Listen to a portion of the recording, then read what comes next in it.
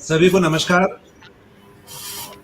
Tax practitioner association की वर्ष 2021-23 की इस नई कार्यकारिणी के पहले वर्चुअल सेमिनार में मैं सी अभय शर्मा, मानद सचिव टैक्स प्रैक्टिशनर एसोसिएशन इंदौर, आपका हार्दिक स्वागत करता हूं। जैसा कि आप जानते हैं, अभी टैक्स ऑडिट फुल स्विंग पे चल रहे हैं। टैक्स ऑडिट के माध्यम से इनकम टैक्स विभाग हमसे वह सभी जानकारी लेने की अपेक्षा रखता है जो कि उन्हें एक किसी भी एसएससी के असेसमेंट में आवश्यक होती है। सारी प्रोसेसिंग हमसे अपेक्षित आजकल आयकर विभाग करता है। तो इस टैक्स ऑडिट में हमें क्या क्या सावधानियां रखना है, क्या क्या इंपॉर्टेंट इश्यूज हैं, इसके लिए आज हमारे बीच very learned speaker CA Manoj Phadnis ji, past president Institute of Chartered Accountants of India, हमारे बीच मौजूद हैं। मैं आपका स्वागत करता हूं सर। इस सेमिनार को मॉडरेट करेंगे सीए दीपक महेश्वरी जी, जो कि टैक्स प्रैक्टिशनर एसोसिएशन के एग्जीक्यूटिव मेंबर हैं तथा टीपीए तथा सीए की कई सेमिनार्स में अपना उद्बोधन दे चुके हैं। सीए मनोज फडनिस साहब के उद्बोधन के पश्चात सीए सोम सिंघल जी एनुअल इंफॉर्मेशन सिस्टम पे अपना एक संक्षिप्त उद्बोधन तथा प्रस्तुतिकरण देंगे। आप आईसीआई इंदौर ब्रांच के चेयरमैन रह चुके हैं। कार्यक्रम में अपना स्वागत उद्बोधन देने के लिए मैं टीपीए के प्रेसिडेंट सीए शैलेंद्र सिंह सोलंकी जी से निवेदन करता हूं कि वे आए और अपना स्वागत उद्बोधन देवें। Thank you, Abhay. Respected Chief Fadnis ji, respected seniors and dear friends, I welcome you all on first study circle meeting of our team. This being our opening meeting, we searched for a current, relevant topic and a star speaker. Tax audit is always an interesting topic, more particularly in today's parlance when tax audit work is in full swing. For speaker, our search ended on the name of Shri Manoj Fadnis ji, Sachin Tendulkar of our profession. We could not get a better opener than Shri Manoj ji. On our short request, Manoj ji was kind enough to be the speaker of the session. For this, I thank him very much. Due to untiring effort of my predecessors, our association has attained great heights. The reputation of our association in the department and society is very high. It's not an easy task to maintain such high standards, but with the help of you all, I assure you that me and my team will leave no stone unturned in taking the glory of our association to higher levels. We have begun our tenure with the study circle meeting. Our next program will be health checkup camp, which is scheduled on 18th December at Aikar Bhavan. Our forefathers said that health is wealth, but in present world, wealth has somewhat overtaken health. Now the perception has again changed and we are back to basics, and health has become more important due to COVID scenario. This camp is just a beginning towards health awareness. For organizing this camp, I thank Shri Pramod Garg, our executive member. We will organize other health related events regularly, both for mental and physical health. Being a sports person, I am of the strong belief that एक स्वस्थ शरीर में एक स्वस्थ मस्तिष्क निवास करता है. In my tenure, the flavors of social well-being, health awareness, sports activities will be more regular. That doesn't mean that our academic activities will lag behind. They will continue with the same pace and even more, and we will try to cover up other areas also, like RERA, EOW, money laundering, Benami Act, to name a few. Subcommittees will be formed to take proper care of these allied laws. In today's scenario, when practice is in traditional fields are shrinking, our association will try to create more opportunities by educating our members to prepare for new fields, liaising with other new departments like RERA and other authorities for recognition of our association and its members. We have also planned a much awaited event, family get-together, which is scheduled on 2nd January in Goel Resort. For this, I thank CA SM Goel for providing his resort free of cost. Let's join with family and celebrate new year. We have also decided to come out with a directory in physical form, for which working has already been started. I invite suggestions from esteemed members on any issue. If any member or non-member wish to contribute in any manner, like taking a study circle meeting, to publish his article in newsletter, or for any other cause, he can send his thoughts with background material either to our mail or directly to me. These were some of our future plans which I thought I would share with you. Together we can and we will assure that our association attain new heights. इस मौके पर मुझे border movie का एक dialogue याद आ रहा है, तुम ही तुम हो तो क्या तुम हो, हम ही हम हैं तो क्या हम हैं. With these words, I hand over the mic to Abhay Sharma ji. Thank you. Thank you, President sir. Without wasting much of your time, I invite CA Deepak Maheshwari ji for further conduction of this seminar. धन्यवाद Abhay ji. PPA President, respected CA Shailan Singh Solanki ji, Honorary Secretary CA Abhay Sharma ji, Speaker of today's seminar and very eminent personality of the profession, respected Sri Manoj Fadnis sir. Another speaker of the seminar, CA Somdat Singhal ji. My dear friends and all the participants of the seminar, I, CA Deepak Maheshwari, EC members of TPA, once again welcome you in this seminar, which is going to be held in very important topic, issues in tax audit. यद्यपि ship period से लेकर CA बनने के बाद तक regular basis पे हम सबसे ज़्यादा काम इनकम टैक्स ऑडिट का ही करते हैं, तथापि हर साल हमें आवश्यकता महसूस होती है कि इस विषय पर अपने ज्ञान का अपवर्धन अपडेशन किया जाए. इसका एक कारण तो यह है कि टैक्स ऑडिट रिपोर्ट का जो फॉर्म है वो बड़ा बृहद है और इसकी रिपोर्टिंग रिक्वायरमेंट इतनी जटिल है कि इसमें इनकम टैक्स एक्ट का बहुत सारा भाग कवर हो जाता है. बहुत सारे अकाउंटिंग स्टैंडर्ड और अलाइड लॉस की जानकारी रखना भी आवश्यक हो जाता है. इन सब को याद रखने के लिए और ट्रू और करेक्ट रिपोर्टिंग हमारी हो सके, इसके लिए अत्यंत आवश्यक है कि अपने नॉलेज को रेगुलरली अपडेट किया जाए. न केवल गेन किया जाए बल्कि रेगुलर अपडेट भी हो. दूसरी ओर इनकम टैक्स एक्ट में लगातार परिवर्तन होते हैं, लगातार अमेंडमेंट्स होते हैं, टेक्निकल बहुत सारे चेंजेस हो रहे हैं. आजकल पोर्टल भी चेंज हो गया, पोर्टल में हर बार कोई नई यूटिलिटी आती है. तो इन सब की प्रॉपर रिक्वायरमेंट को हम समझ सके, इसके लिए भी हमें आवश्यकता होती है कि हम अपने नॉलेज को अपडेट रखें. जैसा कि आप सभी जानते हैं कि वर्तमान में जो सीए की ऑडिट रिपोर्ट है वो रिटर्न की प्रोसेसिंग के वक्त ही पूरी तरह से कंसिडर की जाती है और सीए की रिपोर्ट में, टैक्स ऑडिट रिपोर्ट में यदि कोई कमेंट है तो उसके ऊपर डायरेक्ट एडिशन हो सकता है. हर लिखी हुई चीज़ का एक इम्पोर्टेंस है, तो ये बहुत ज़रूरी है कि हम अपनी रिपोर्टिंग को बहुत करेक्ट रखें. आज के इस सेमिनार में हम टैक्स ऑडिट फॉर्म्स के सभी क्रिटिकल एस्पेक्ट्स को समझने का प्रयास करेंगे. This will not be in clause by clause analysis, but जिन क्लॉज की रिपोर्टिंग में बहुत ज़्यादा ध्यान रखने की जरूरत है, जो बहुत महत्वपूर्ण है और जिनकी रिपोर्टिंग को लेकर कन्फ्यूजन बना रहता है, उसमें हम प्रयास करेंगे कि उस विषय पर हम फोकस रखें.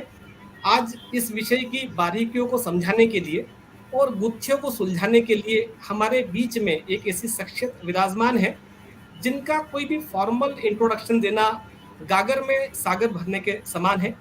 श्री सीए मनोज फडनिस सर हमारे सीए प्रोफेशन के एक जाज्वल्यमान सितारे की भांति है.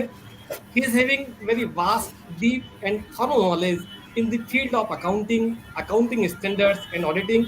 I feel myself very lucky to share a virtual stage with you, Manoj Fadnis sir, and I am very confident that by his enriched knowledge, this seminar is going to be highly beneficial for all of us.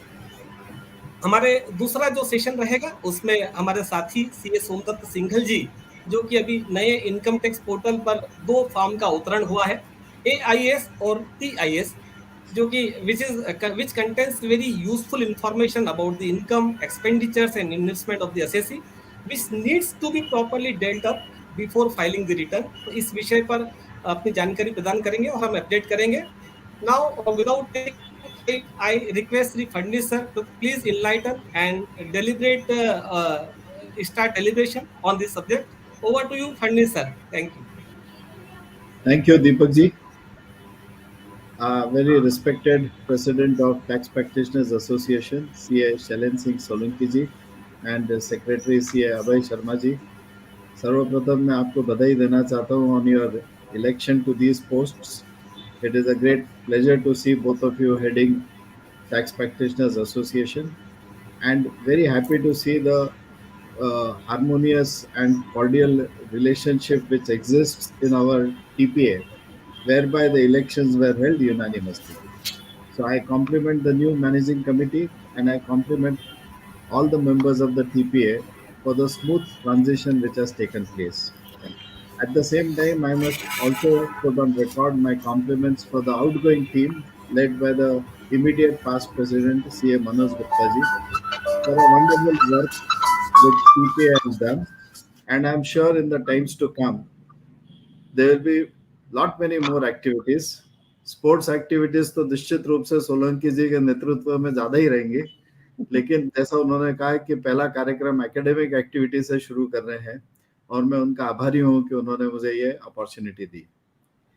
आज के कार्यक्रम के coordinator CA दीपक माहेश्वरी जी और दूसरे वक्ता CA सोम single जी, जो हमारे Indore branch of institute of Chartered accountants के पूर्व अध्यक्ष हैं, और टीपीए के तमाम मेरे दोस्तों, साथियों, seniors and friends. As Maheshwari ji has already introduced the subject, our president and secretary have also uh, mentioned how important the subject of tax audit is. So I would be discussing not all the provisions of tax audit, but as Deepak Maheshwari ji mentioned, the emphasis will be to discuss some of the important issues clause by clause. Friends, my topic or my focus for discussion is on audit under section 40. My focus is audit, and I'm discussing the subject from the perspective of a tax auditor and not from the perspective of a tax consultant. And when I talk about audit, you will appreciate that the audit is audit is audit. So audit requires compliance with all applicable standards on auditing. Audit requires, because these are general purpose financial statements, so it requires compliance with all applicable accounting standards, and we need to be guided by the guidance note on audit under section 44AB of the Income Tax Act. This guidance note is available on the website of our institute. As of now, the edition which is available is few years earlier edition, so some of the new clauses which have come in have not been updated, but the basic direction in which the audit is to be undertaken, how we have to rely on decisions of high courts and tribunals, how we need to give our report, how we need to issue our report in an electronic format, and still see how we need to give our disclaimers wherever are applicable. So all these aspects are very important, and we need to ensure proper compliance with the provisions of guidance note under section 44AB. So friends, as I begin my discussion, this is one section which comes to my mind, and I am really frightened with this section. This section 271J gives the powers to the assessing officer to impose penalty on an auditor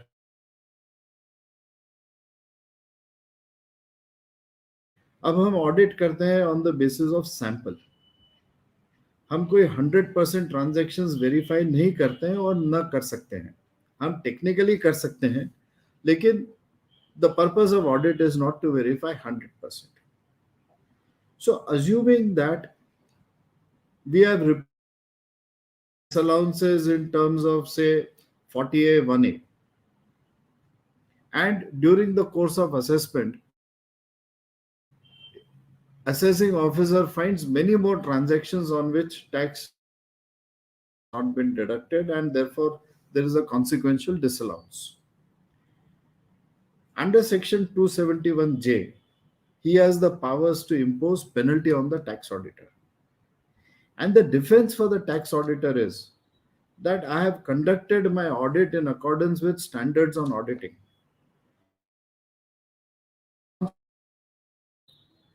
that our audit we will fight such penalties. The question is not the amount of penalty. Penalty could be only 10,000 rupees. But the fact that having for no fault of the auditor, if the auditor is to be penalized, then the auditor should have adequate documentation and auditor should be able to demonstrate that the audit was done in accordance with the standards on auditing. Now, section 143.1, which talks about summary assessments, prima facie adjustments. Under clause A of subsection 1 of section 143, there is a subclause 4, and which says that there will be a disallowance if there is a disallowance of expenditure or increase in income which is indicated in the audit report and which is not considered in computation of income. It could result in a disallowance. But there is a proviso, and that proviso is important for us to remember. It says that no such adjustment shall be made unless an intimation is given to the assessee of such adjustment, either in writing or in electronic mode. The point that I'm trying to make is we should ensure that whatever is the opinion of the tax auditor, and even if there is a disagreement with the assessee, we should give what in our opinion is the correct answer to the various questions which are there in form 3CD. No harm will be caused to the assessee. The assessee is not put to any disadvantage because of any disallowance given by the tax auditor, which the assessee is not accepting. Because even under 143.1, before the adjustment is made, intimation is given to the assessee. And historically, when the tax audit were first introduced way back in 1984, around now 38 years ago, and when the constitutional validity of this provision was challenged in a landmark decision which is reported as Rajkot Engineering Association versus Union of India, the government of India has filed an affidavit in the Honorable High Court that the views of the tax auditor will not bind the assessee in the assessment proceedings. Now, looking at the way the law is there, looking at what is our responsibility and the kind of regulations under which we as tax auditors are operating, we should be very careful to see that we discharge our duty as tax auditors in the way and manner in which it is expected. So I want to just touch upon some other matters which are so directly related to audit. And this is one provision which I wish to highlight under MSMED Act 2006. Section 22 of MSMED Act says that where any buyer is required to get his annual accounts audited under any law for the time being in force, such buyer shall furnish the following additional information in his annual statement of accounts. Now, buyer is defined in section 2, clause D, and says buyer is whosoever buys goods or services.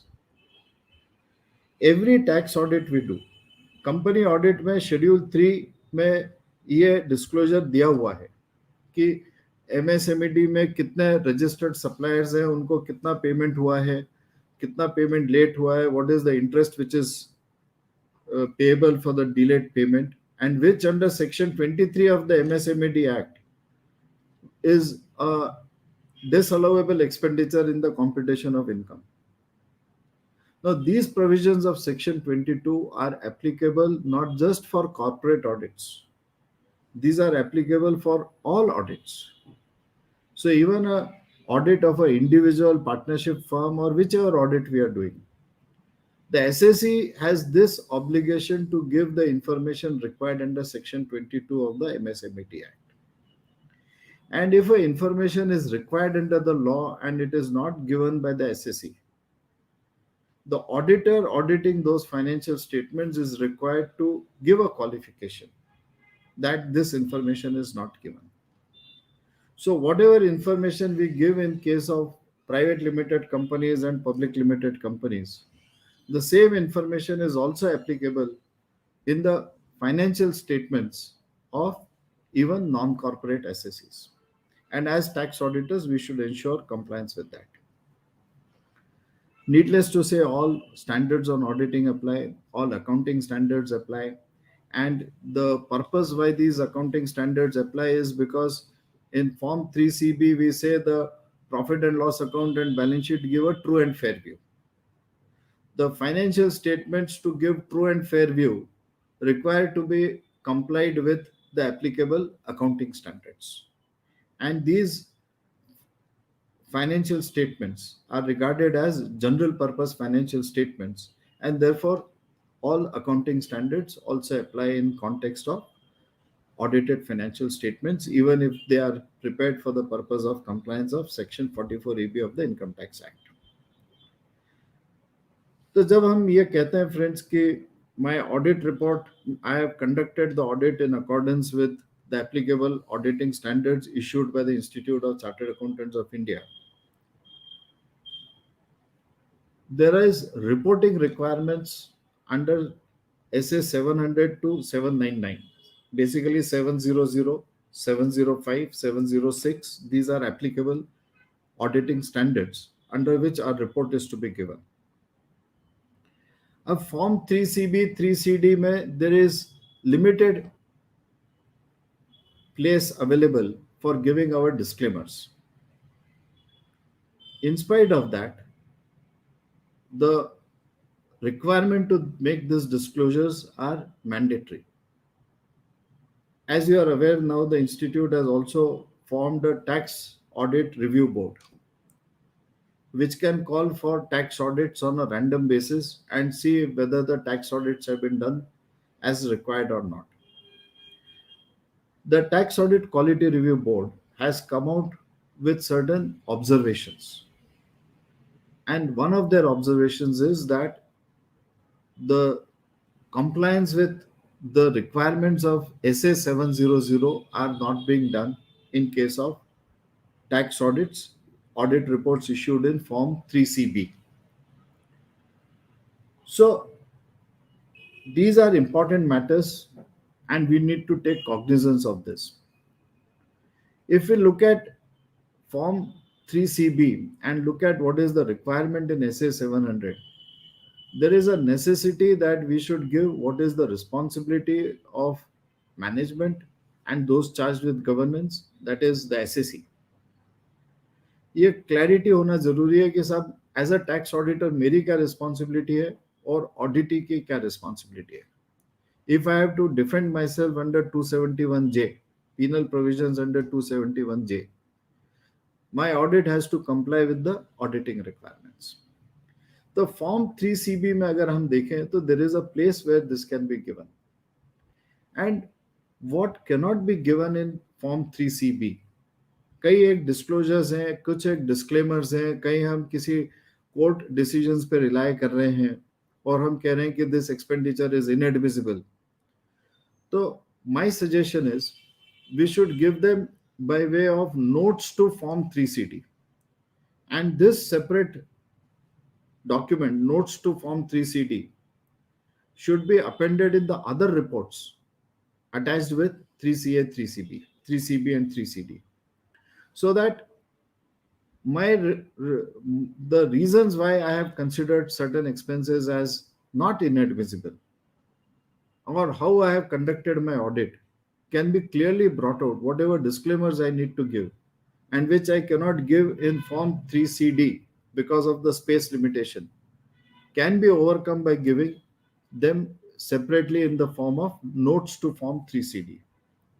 And in Form 3CB, if we look at this para 3, which says we report the following observations, comments, discrepancies, inconsistencies, if any.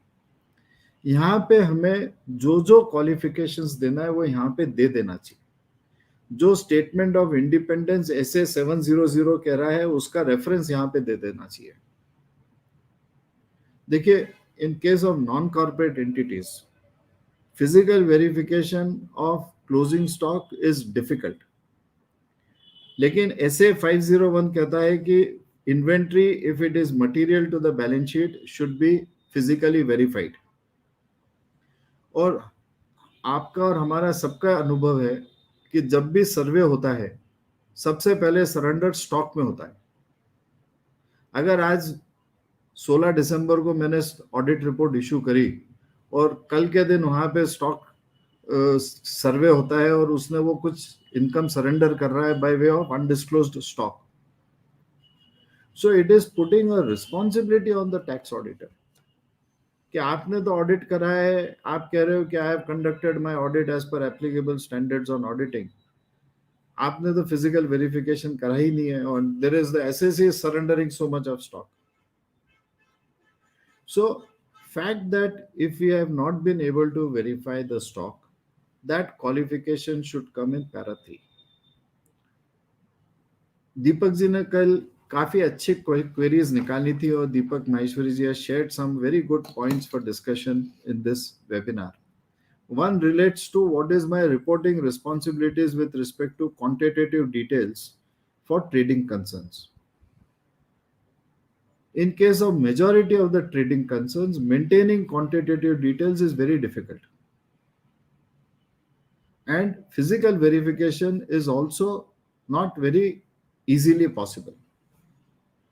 So in such cases, we should, in my humble opinion, give our inability to conduct the physical verification and give the qualification as required in SA 501 in para 3.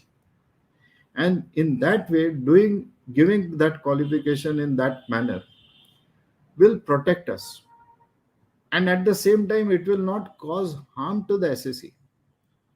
SSC assessment proceedings में बोल सकता है कि साहब उन्होंने order stock नहीं ले पाई, ये उनकी जिम्मेदारी थी, वो जाने, मेरा स्टॉक सही है. So because qualifications are given in the tax audit report will not cause undue harassment will not cause any additions to the SSC. So clause 3 should be properly used, and clause 5 जहां पे लिखा हुआ है कि in my opinion to the best of my information according to explanations and subject to the following observations qualifications. अब यहाँ पे space limited है और जितने डिस्क्लेमर्स हम देना चाहते हैं वो इस लिमिटेड स्पेस में नहीं आ सकते हैं. तो यहाँ पे हम एक नोट डाल सकते हैं as per notes to form 3CD attached in other reports, और उस डॉक्यूमेंट में जो जो हम डिस्क्लेमर्स देना चाहते हैं वो हमें देना चाहिए. So this is one important aspect which I wanted to share, because we are discussing audit and then we will discuss the tax provisions. Now this is one slide which gives how the audit reports are to be issued. One is a modified opinion, unmodified opinion. We are all well aware of what is a qualification, what is a negative report, what is a disclaimer. और जहां पे जो हमें उचित है वो हमें qualifications देना चाहिए. And that will only protect us and that will give a good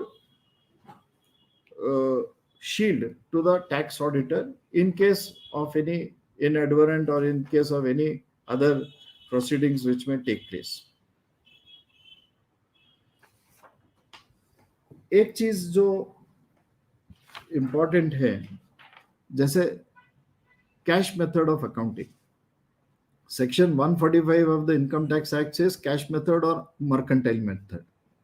Any one of the two methods can be followed by the SSC. हमारे accounting standards apply and they say that one of the fundamental accounting assumption is the accrual method of accounting.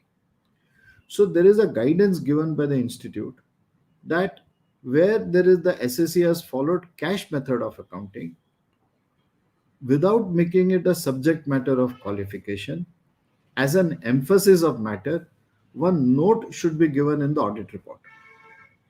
And that is because these are ultimately financial statements which are general purpose financial statements. Based on the tax audited financial statements, हमारा SSC उसके ऊपर bank finance ले सकता है और कहीं भी उसका उपयोग कर सकता है.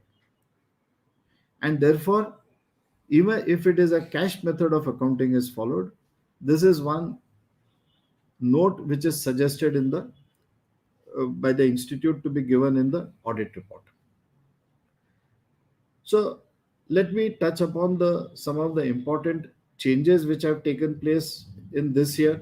Some very few changes have taken place, and these are changes arising from amendments which have taken place in the recent past in the Income Tax Act. Clause 8A is a new clause in Form 3CD where the auditor is required to report whether the SSE has opted for taxation under 115BA, BAA, BAB or BAC and BAD.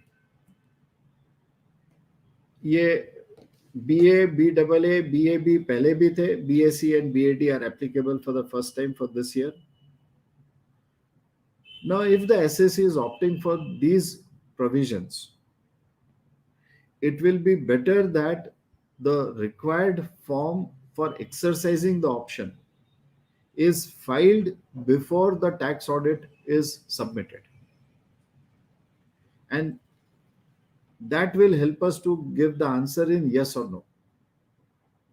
And as an audit, if it is not filed before we are issuing our tax audit report, tax audit report हमें 15 जनवरी के पहले देनी है, income tax return 15 फरवरी तक देना है. So the SSE has time up to 15th of February. So if it is not filed, we should have a proper statement obtained from the SSE whether he is going to opt for it or he is not going to opt for it. Preferably, it should be filed before the tax audit report is issued. Then certain consequential amendments are there. There is one amendment in clause 17, which is arising from the COVID related relaxations and section 43CA and section 50C. So starting from 12th November to 30th of June 2021, 12th November 2020 to 30th June 2021, जो 10% का एक safe harbour rule था, that is now extended to 20% in case of residential units not more than 2 crores of rupees and in case of first sale of the residential units. So if those provisions are applicable, then in clause 17, that additional reporting is required to be done. Otherwise, clause 17 is an old clause, but because of the amendment made last year in 43CA and in section 50C, this one amendment is there in clause 17, which we need to take care of. These are the various clauses 115BA, BAA, BAB, BAC, BAD, different forms which are required to be filed.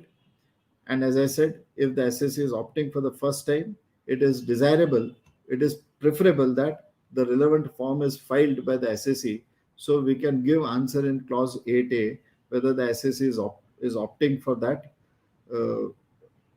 exercising the option or not.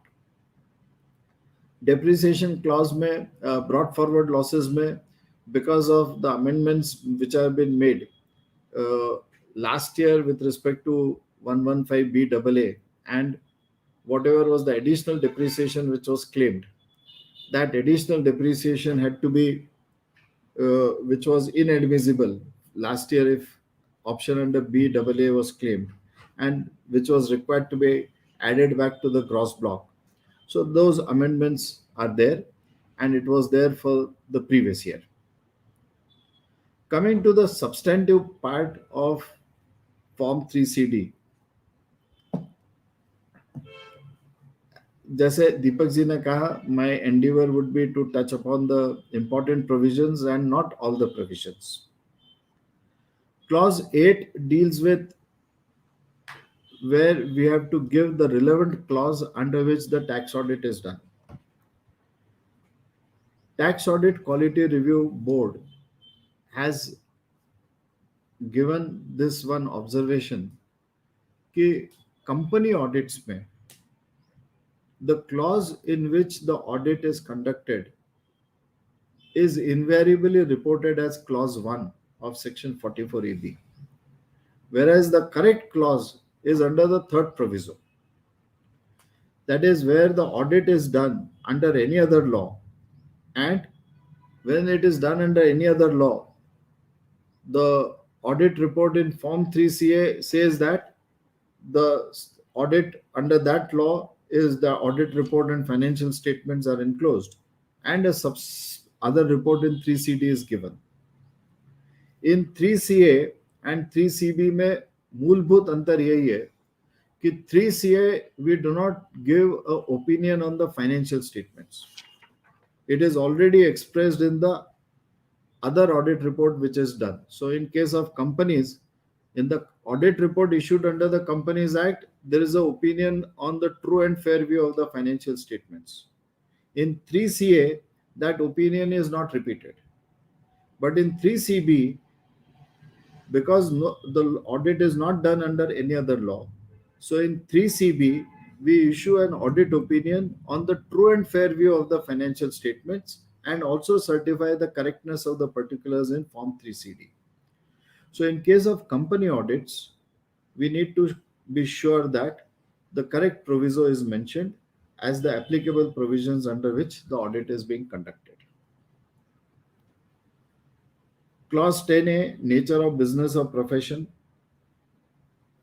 If there are multiple businesses, and in case of many of the proprietary audits, proprietors audits of proprietary concerns, or even in case of many other entities where there are different businesses, each business has to be mentioned separately, and the applicable code for that business should be properly mentioned.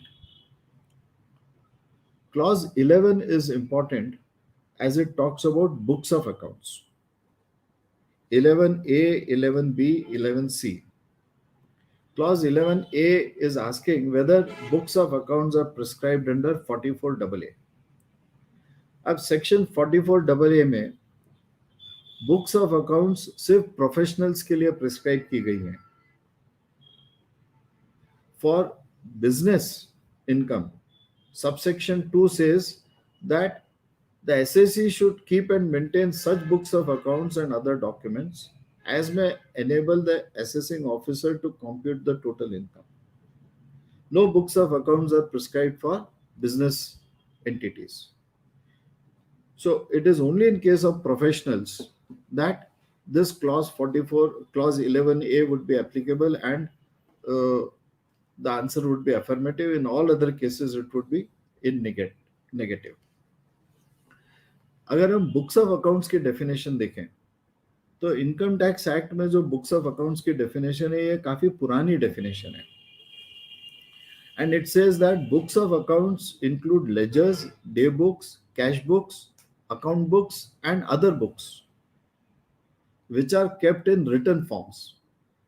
और इसके आगे का जो है that is what is now outdated. It says that और as printouts of data stored in a floppy disk, tape, or in any other form of electromagnetic data storage device. So if I read the definition of books of accounts only in the Income Tax Act, it mandates that there should be a printout. But the saving clause is in the Information Technology Act 2000. And Section 4 of IT Act 2000 says that where any law provides that information or any other matter shall be in writing or in typewritten or printed form, then notwithstanding anything contained in such law, such requirement shall be deemed to have been satisfied if the information or matter is made available in electronic form. So the Information Technology Act in this way overrides the provisions of Section 212A of the Income Tax Act, and books of accounts maintained in soft form, in electronic form, are acceptable. Now, 11B says list of books of accounts maintained and the address at which the books are kept. Now, these are very simple clauses, but these are those areas where inadvertently there can be incorrect reporting. Now, under the Companies Act, a company is obliged to keep its books of accounts at the registered office. And if it keeps at any other place, then it is required to file a form AOC 5 with the registrar of companies. In case of many of the company audits, registered office is at some other place, and actual administrative office where books of accounts are maintained, where the directors are sitting, is a different place.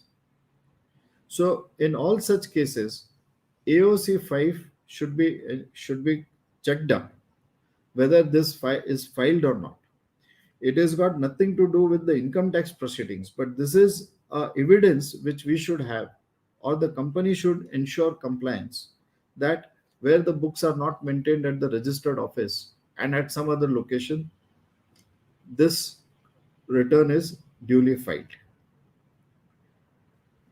Then, basis that, the location of books of accounts needs to be reported.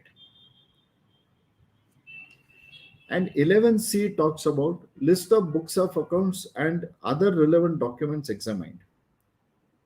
Now, friends, we have a provision of Section 79 in the Income Tax Act, which says that if the more than 51% shares are transferred in case of a private limited company, then the carry forward of business loss will not be allowed in the hands of the same company, but because the shareholding has changed.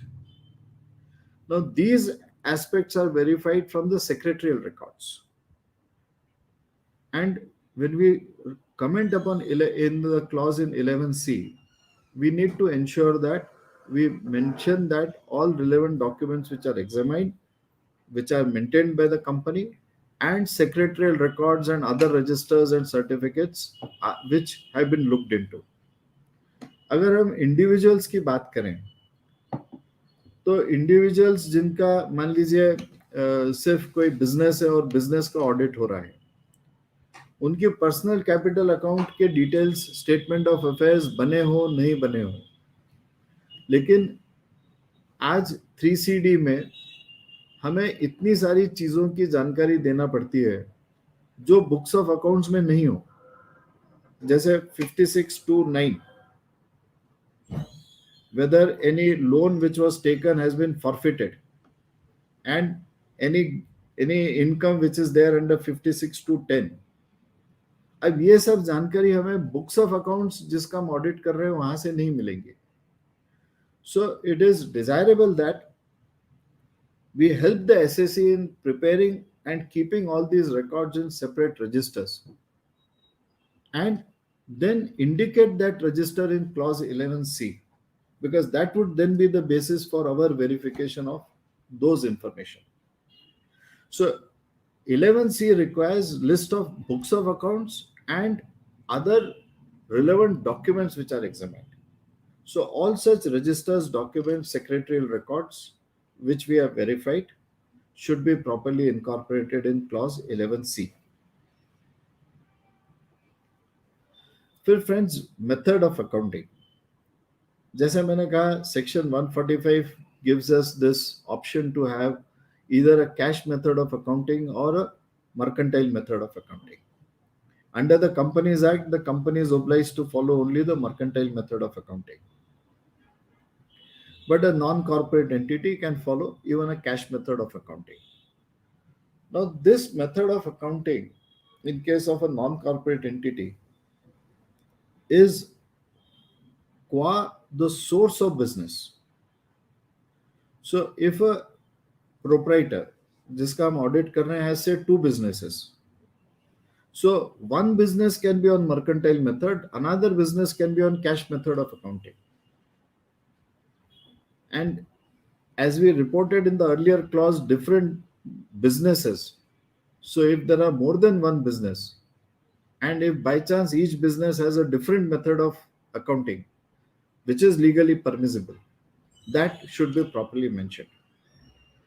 The next question is there a change in the method of accounting? Now, in majority of the cases, there will be no change in method of accounting. जो एक बार mercantile follow कर रहा है वो mercantile ही करता है, और जो कैश कर रहा है वो कैश ही करता है. So the possibility of change in the method of accounting is in very, very limited cases. In many cases, we find change in an accounting policy. So, what we need to keep in mind is change in accounting policy is not change in method of accounting. जैसे मान लीजिए किसी company का inventory valuation है and inventory valuation के लिए एक first in first out method है, एक वेटेड एवरेज मेथड है.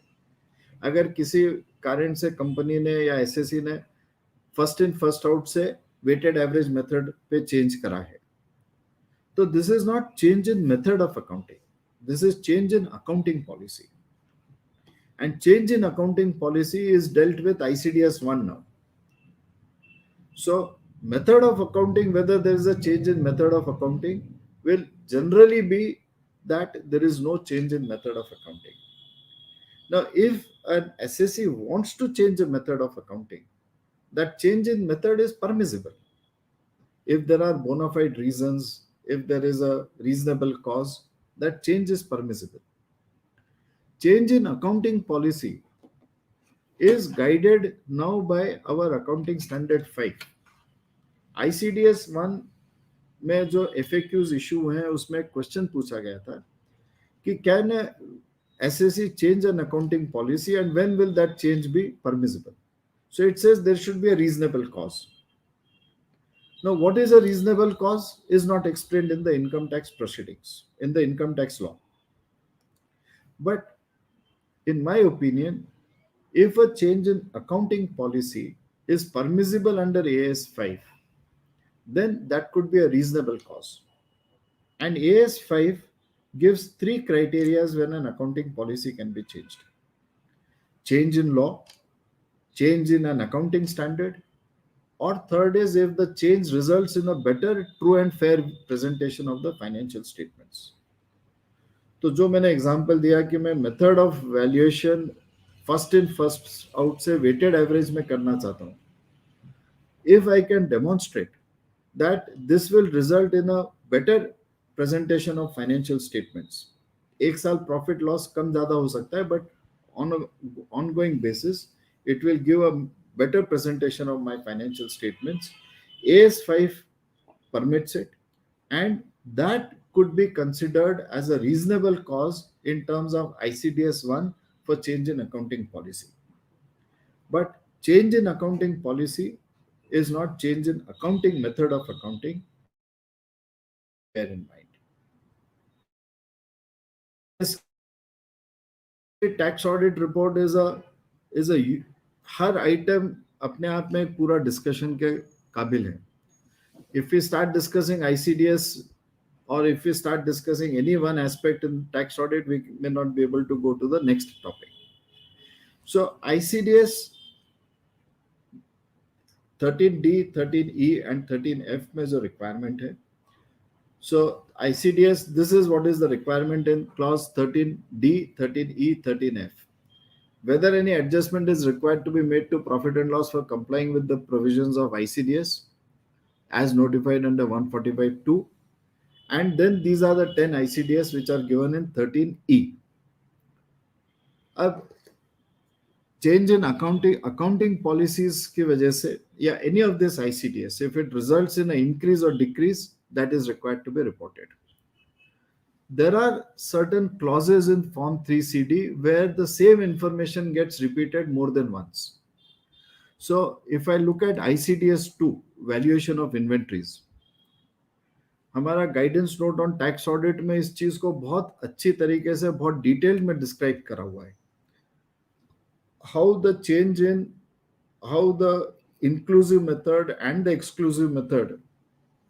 Inclusive method is what is 25A of the Income Tax Act, where GST is as a part of the purchase cost and is to be included for the purpose of valuation of inventories.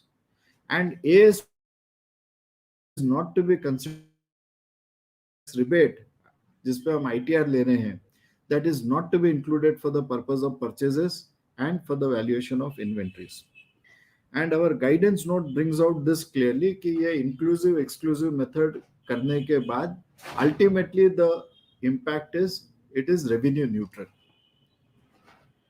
Now, let us also bear in mind that guidance note on tax audit, as I said, has not been revised after 2017 when GST was introduced. So it is more by what is the principles given in the guidance note in relation to the central excise provisions, in relation to the VAT provisions, which we apply for the purposes of GST. And the view is that even in relation to GST, the inclusive method and exclusive method is revenue neutral. तो यहाँ पे in clause 13E, whatever is the increase will have to be reported, and whatever is the decrease will have to be reported. And the total sum total of the amount by which there is an increase and the sum total by which it decreases are same amount, and therefore the net effect is nil. So valuation of inventories may there will be a reporting required in 13E. Similarly, for fixed assets in ICDS 5, because the method of the method by which we charge depreciation in the case of books of accounts, in particularly in Companies Act, is different from the method by which depreciation is charged under Section 32 of the Income Tax Act. So whatever is the depreciation charged in the books comes as increase, and whatever is the depreciation allowable in terms of Section 32 will be column. And generally there will be a net effect, positive or negative, depending on how much depreciation is charged. So looking at each ICDS needs to be seen as to whether there is an increase or decrease, and depending on that the column 13E has to be given. कई cases में जैसे government grants, in context of government grants अभी कई companies को subsidy मिली है. That subsidy, whether it is a subsidy which is a income or it is a subsidy which is to be reduced from the cost of the assets, could be a matter of debate. To my knowledge, many of the companies have taken a view that it is a subsidy related to the fixed assets, and therefore it is to be reduced from the cost of the assets as given in Section 43 of the Income Tax Act. But these are areas which could be debatable. If the assessing officer or the department is to take a contrary view, then all these cases will go up in litigation. अभी जितने decisions आए हुए हैं, honourable Indore tribunal का भी जो SSC के favour में डिसीजन है, these are all decisions prior to assessment year 15-16, wherein with effect from assessment year 16-17, by virtue of amendment by 15, includes the definition of income also includes subsidy. So the earlier debate whether it is a revenue receipt or a capital receipt is now no longer applicable. But today what could still appear as a discussion, as a matter of litigation, is whether the subsidy is attributable to the cost of the assets and is to be reduced from the cost of the assets under Section 43, or it is to be offered as income under Section 13. Depending on what view the company has taken, and if as a tax auditor we are in agreement with that view, then whatever is the increase decrease with respect to government grants will have to be reported. This is the same issue which will come up when we are calculating depreciation, because if subsidy is taken as an adjustment to the cost of assets, the cost will reduce and depreciation eligibility will reduce accordingly. So 13E is important, 13DEF is important because it is in relation to the ICDS provisions which are applicable for computation and which are not applicable for the purpose of books of accounts. So I will not touch upon individual ICDS, but each ICDS which is applicable in the context of the tax audit, we need to look at it very carefully and see that proper effect is given in the computation of income and properly disclosed in para 13E. Disclosures as required under ICDS is required to be reported under 13F.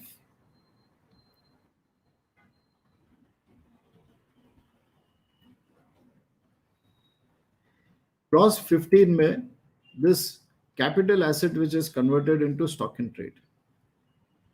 Now, one important aspect which is there which we need to keep in mind is asset is converted into stock in trade. मान लीजिए company की SSC के पास land है and land was a fixed asset. अब उस land का मैं किसी बिजनेस पर्पस के लिए यूज कर रहा हूं and therefore I am converting that land into a capital asset. That capital asset into stock in trade. So as per the provisions of section 4, it is a transfer, and because it is a transfer, the capital gains are payable in the year in which that stock in trade is sold, and thereafter for the purposes of stock in trade the fair value becomes the value of that stock in trade. तो यहाँ पे ये जो stock in trade inventory हुआ है, it is being valued at net realizable value because it is the fair value of that stock in trade as on that date. If the capital asset of land was say appearing in my books for 1 crore and during the year it is converted into stock in trade, the fair market value, let us say, is 5 crores. So 4 crores less the indexed cost of that land would be the capital gains, and 5 crores becomes the value of this stock in trade, which represents not the cost price but the net realizable value.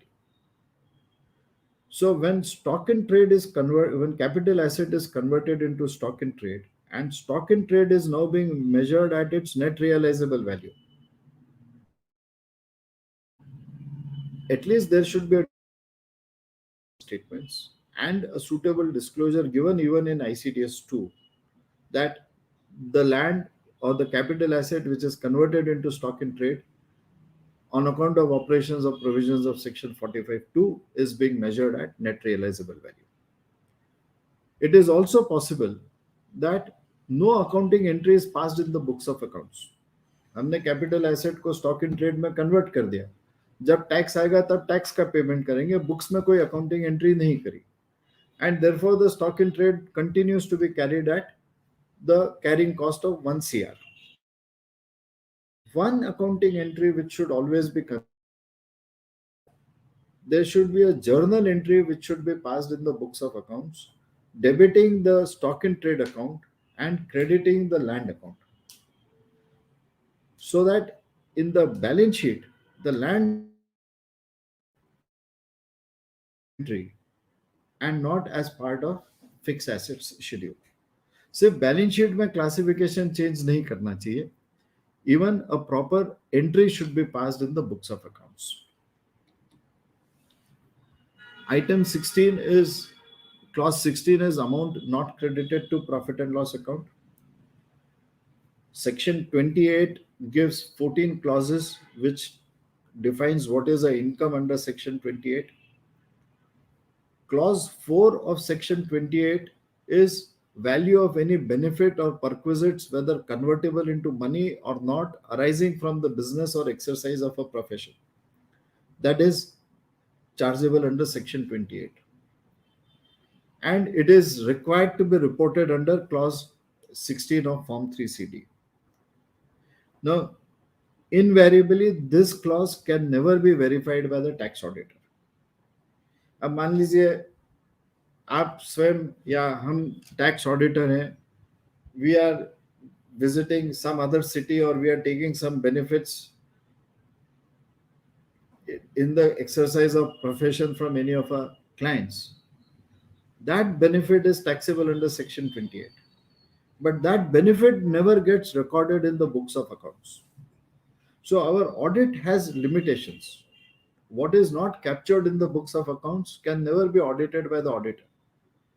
So these are certain areas where we have to be careful. We need not specifically report or give any disclaimer But if a question is tomorrow asked to us that this was a benefit which was taxable under section 28, tax auditor is required to report in clause 16, then we have to fall back on our auditing standards and say that this is not auditable. But we should be mindful of the fact that are there any such instances where there is any benefit or perquisite which is taxable under clause 4. इसलिए audit में कहते हैं कि there should be professional scepticism, कि हम हमारे आंख कान सब खुले रखें, सब चीजें देखते रहे, सुनते रहे, and if we come across any information, then we need to carry out more audit procedures to establish the correctness or incorrectness of that information. For proforma credits, duty drawbacks, this is important to be checked. If the duty drawback is sanctioned to the SSE and the SSE has not received it, so the accounting entry may take place in the year in which the money is received, but it is taxable and it should be brought in the books in the year in which that income has accrued, again depending on the method of accounting. But if where accrual method is followed, it is taxable in the year in which it has accrued, and even for the purpose of books of accounts it should be credited to P&L in the year in which it has accrued.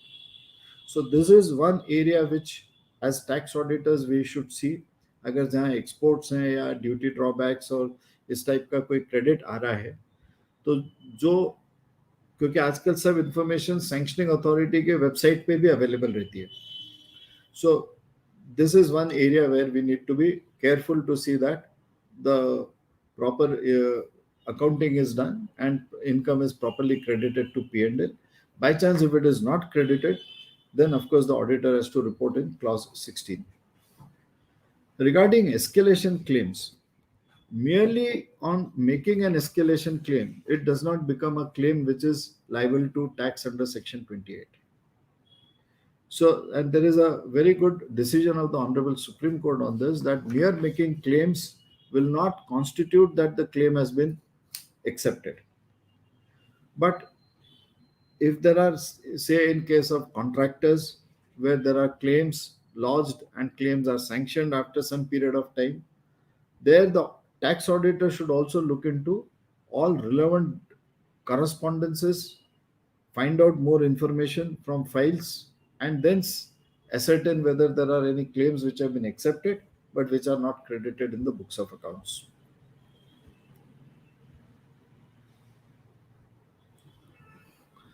Now let me come to this aspect of depreciation. Clause 18 under section 32, where the auditor has lot of responsibilities. जैसे depreciation rates. Now there is for planted machinery 15%, 30%, 40%. Earlier it was even 80% or in some cases more than that. Now it is restricted to 40%. Now we are not technical experts to know whether it should come in 15% category or 40% category.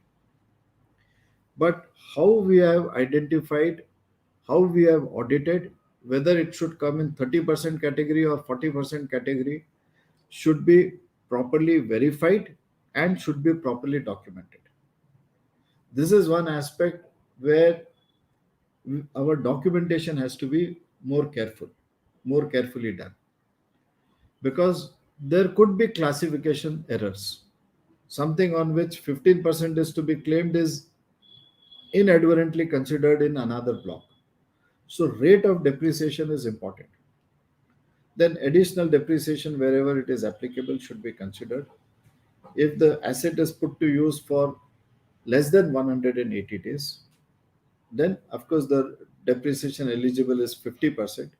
Normally we say 6 महीने पहले 6 महीने बाद में, but it is 180 days, and therefore depending on whether it is a leap year or not a leap year, if it is not a leap year, like our current financial year, 3rd October 2020 and onwards would be constituting less than 180 days. So the date on which the asset is put to use is again the date which has to be certified by the management and not by us. Then Subsidy, I have already mentioned. If subsidy is considered, is received, and subsidy is considered as towards the cost of the assets, it is required to be reduced from the uh, it is required to be reduced from the block of that assets.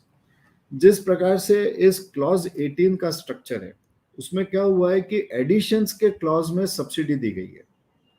अब subsidy का investments मेरा पिछले साल में हुआ है, से in financial year 1920, and subsidy is received in 2021. Now, even if the subsidy is received, say in November 2020, the subsidy is attributable to those assets which were acquired in the financial year 1920. तो एक तो उस ratio में I should allocate the subsidy to the factory shed and the applicable plant and machinery. Again, 15%, 30%, 40%, whatever is the category. And for working out the depreciation, this amount should be reduced from the opening block, opening WDV, because these assets are acquired in the earlier year. And full year's depreciation has to be reduced for those assets. Whereas in clause 18, I have seen it comes only in the category of additions. It need not be subsidy, need not be related to the additions made during the year. Generally, it is related to additions made in the earlier years. So that is one aspect which needs to be seen. Second, I have also a next aspect which is critical and I have seen is with respect to foreign exchange differences. आजकल जितनी companies exports में है उनको उनके banks foreign currency loans देती हैं. अब foreign currency loans अगर हमने लिए हैं, अगर हमारे फॉरेन करेंसी लोन्स लिए हैं, तो there is a specific provisions in section 43A. 43A of the Income Tax Act says foreign currency loans acquired for the purpose of foreign currency loans raised for the purpose of acquiring assets from outside India. Then, at the time of repayment of that loan, the foreign exchange differences will be adjusted to the cost of those assets. हमारा AS 11 कहता है कि जो foreign exchange differences हैं in context of a foreign currency loan, which is a monetary item के जो foreign exchange differences हैं, they are either to be capitalized to the cost of the assets as per paragraph 46 of AS 11, or the other treatment is to charge it off to P&L account. Foreign currency loans हमने $1 million का loan लिया है, which was say $1 million at the rate of 70 rupees will be 7 crores of rupees. At the end of the year, it is 72 rupees. तो 7 करोड़ का loan 7 crore 20 lakh का हो गया है. 20 लाख रुपए ये हमारे P&L में डेबिट होंगे in the books of accounts. But 43A says that this exchange difference will not be allowed as a deduction in computing the income, but at the time of repayment of this loan, जो difference है, आपने 70 के rate से dollar लिया है और अगर आप 72 के रेट से रीपे कर रहे हैं, जब आप रीपे करेंगे तो this foreign exchange difference will be added to the cost of the assets. So that adjustment is required to be done under clause 18. But section 43A clearly says for assets acquired from outside India. In today's economy, banks are giving foreign currency loans and they are not concerned whether you acquire the assets from outside India or within India. So if the borrower or the auditee has used the foreign currency loan to acquire assets within India, then 43A, in my opinion, is not applicable. And that foreign currency exchange differences can be claimed as deduction in computing the total income under section 37(1) of the Income Tax Act. But if it is for assets acquired from outside India, then this addition needs to be made, this adjustment needs to be made in clause 18. And finally, if there are cash payments exceeding 10,000 rupees, then under section 43(1) second proviso, that cash payment will not be considered as part of the cost of the asset, and therefore the depreciation will be lower to that extent.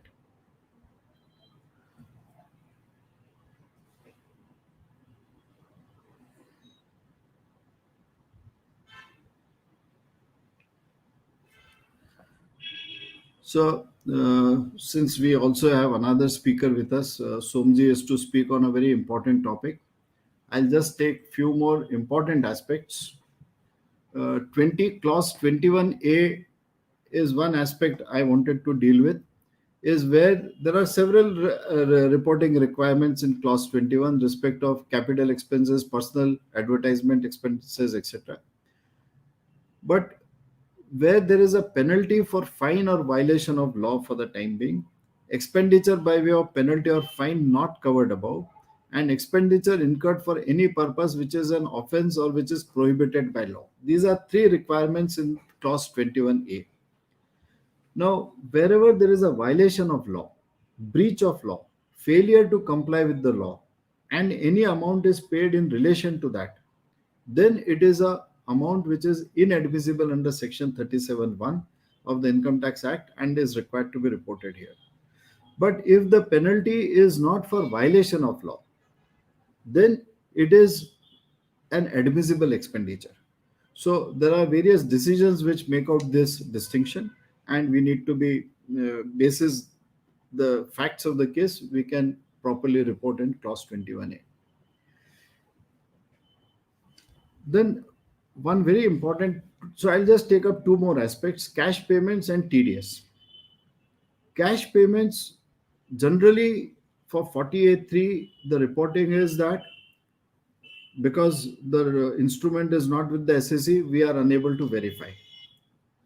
But friends, this is one area where tax auditors should look into very carefully.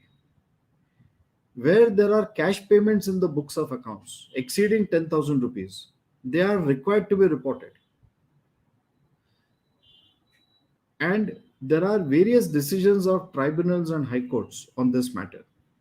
Recently, I read even our Honorable Indore Tribunal has given a very good decision in respect of a colonizer, that where land was a stock in trade and land was purchased by making payments in cash. But the tribunal, the Honorable Tribunal has held that in the facts of that case, they have said that 48.3 is not applicable. So if the expenditure is not covered because of such decisions, it is in the other reports we should make a reference that the expenditure exceeding this has been done in cash, has not been considered as a expenditure inadmissible under 48.3. क्योंकि 3CD में there is no space to give this information in detail. And these are matters which could still be in litigations. The department may or may not accept that decision and may still contest that decision at higher forums. So 48.3 cash payments is important. We should keep that in mind. If I look at Rule 6DD, there are three clauses which I thought of highlighting: Clause B, Clause D, Clause K. Clause B says where the payment is made to government, and under the rules, the payment is required to be made in legal tender.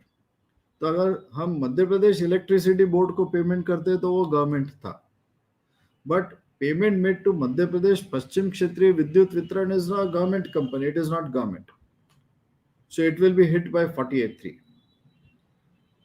Second is where the payment is made by way of adjustments against the amount. मैंने किसी party को 1,00,000 रुपए का payment करा है और मैंने उनसे 60,000 का कोई माल खरीदा है, and net amount to be settled is 40,000. So that adjustment is permitted under clause D.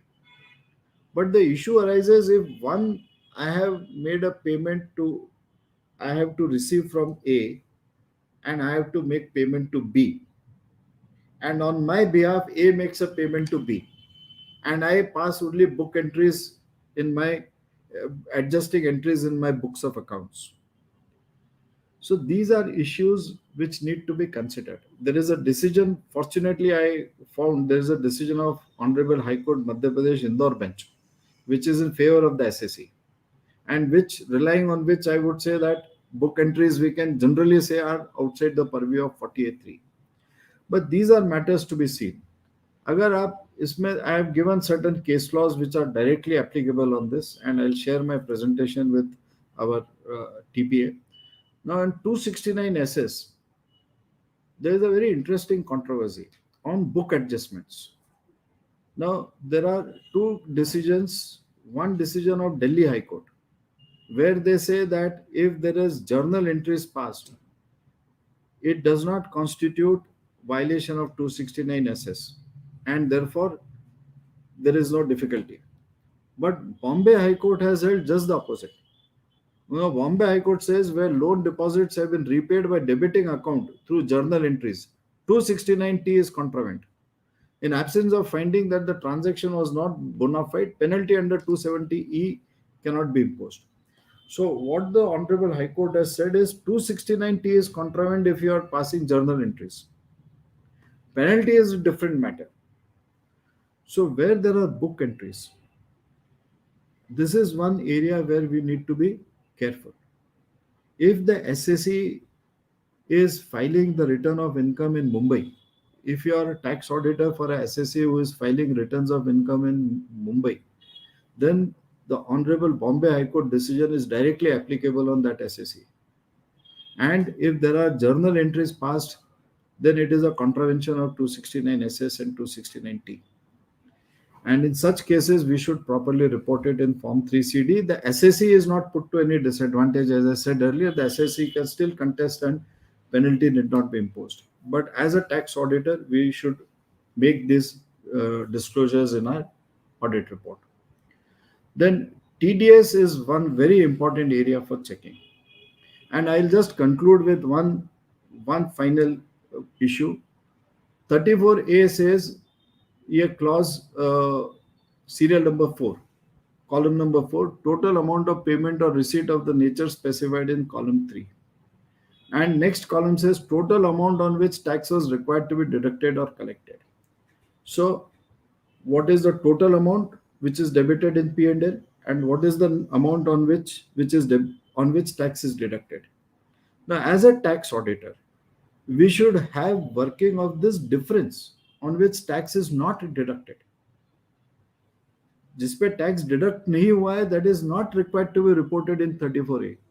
But in my view, that is what working we should have in our working papers, कि why tax has not been deducted on this amount and under what clauses. That is the area where tax auditor should verify and see that there is no inadvertence where tax deduction is being missed out, because it has consequences even in 40A1A. And 34C, 34C is also dangerous. It says whether the SSE is liable to pay interest. If yes, please furnish. Now, if tax is deductible under 194C at the time of payment or at the time of booking of the invoice, whichever is earlier. So our verification should also cover this aspect with respect to 194C, whether tax is deducted when it was paid or when it is, whichever is earlier. Otherwise, interest liability we are certifying under clause 34C. So I'll conclude here, Deepak ji. Thank you very much for this opportunity. I have many more slides to go ahead. I'll share this presentation with our TPA, and if there are any questions, I'll be happy to answer them. Thank you very much.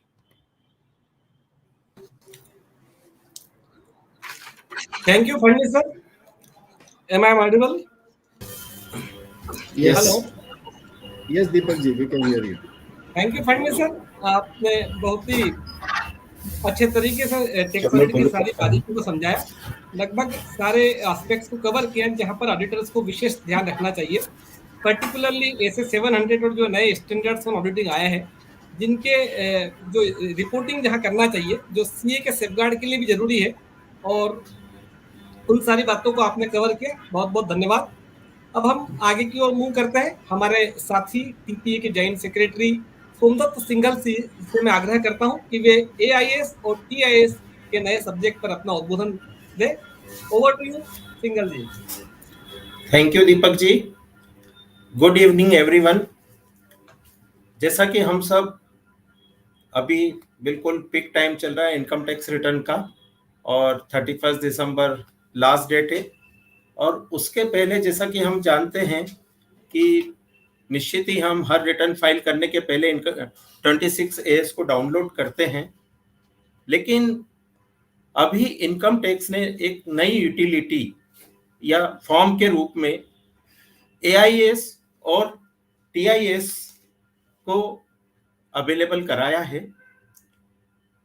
यह एक बहुत important form है, क्योंकि अभी तक हम 26A में जिस तरह से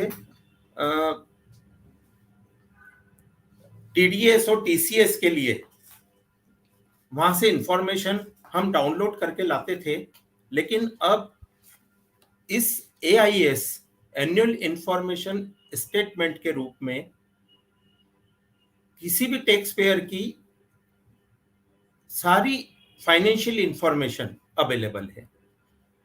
हम यह कह सकते हैं कि ये एक तरह से अर्लियर 26AS का एक्सटेंशन के रूप में यह लाया गया है। 26AS में केवल वही डाटा अवेलेबल था जिस पर कि TDS काटा गया हो या TCS जहां डिडक्ट किया जाता था वही अवेलेबल था। लेकिन अब इस प्रेजेंट फॉर्म में इसमें सारी ऑल इंफॉर्मेशन अवेलेबल है। इसको 50 हेड्स में समराइज किया गया है।